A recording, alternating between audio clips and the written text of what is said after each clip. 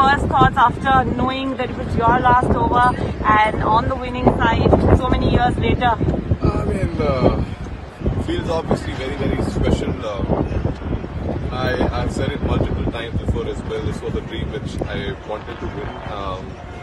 Someone from where I come from in my life, how life has been. This is something which was always a dream, and it's the feeling which I can't describe because it has finally happened, and more so over when I know that when everything came down to me at the end. Just very, very happy for the group, and finally got this. हार्दिक, पिछले कुछ महीने हार्दिक पांड्या होना आसान नहीं था, बहुत tough रहे आपके लिए। वहां से ये जो देर आपको लग रहा है कोई ऊपर वाला आपके स्क्रिप्ट लिख रहा था? सर डेफिनेटली मैं ना बड़ा ग्रेस पे मानता हूँ सर। बड़ी सारी चीजें बोली गई, बड़ी सारी चीजें कही गई। किसी को 1% पता है नहीं हार्दिक पांड्या है कौन, लेकिन बातें सबने की है, कोई दिक्कत नहीं है। बट मैंने हमेशा माना है लाइफ में आप कभी मुंह से जवाब नहीं देते हैं, हालात और चीजें जवाब दे सकती है। और मैंने वही जब वक्त भी मुश्किल था तब एक ही चीज मैंने खुद को बोली लाइफ में, आप ज्यादा देर तक नहीं चलता है। और मैं ग्रेस में बहुत मानता हूँ।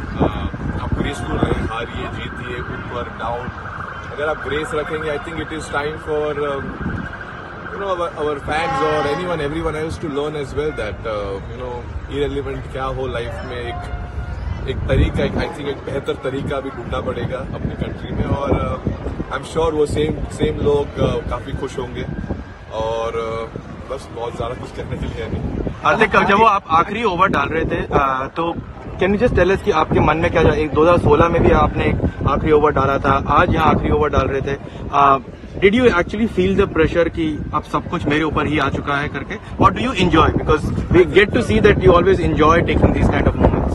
आई थिंक मैं, if I be very honest, उस सेम टाइम पे I think I was enjoying it, because ऐसे मौके लाइफ में बहुत ही कम लोगों को मिलते हैं जहां लाइफ बोलते हैं ना एक चेंज हो सकती है मोमेंट। ऑब्वियसली यहाँ ऑपोजिट भी जा सकता था चीज, वो मुश्किल, लेकिन मैं हमेशा आधा ग्लास फुल समझता हूँ, कभी आधा ग्लास खाली नहीं समझता। तो आई थिंक उस मोमेंट पे मुझे पता था मैं प्रेशर लेके कुछ फायदा है नहीं। प्रेशर आई थिंक सब बाहर ले ही रहे थे, तो मैं कोशिश कर रहा था कि अपनी स्किल सेट पे मैं कैसे ध्यान दे पाऊँ और एग्जीक्यूट कर पाऊँ, और इससे बेहतर मौका था ही नहीं।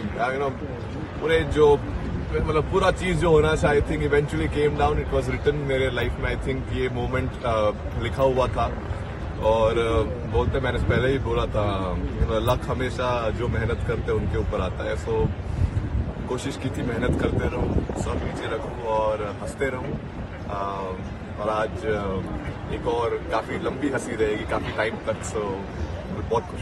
रोहित, ये जो पूरा टूर्नामेंट है, इसमें आपने पहले लेग में तो बहुत ही शानदार बॉलिंग भी की, इसमें तो आपके यहाँ पे आपकी बैटिंग भी शानदार थी। तो पूरे टूर्नामेंट को अगर आपके पर्सपेक्टिव से देख रहे हैं तो कैसे आप उसको बोलेंगे?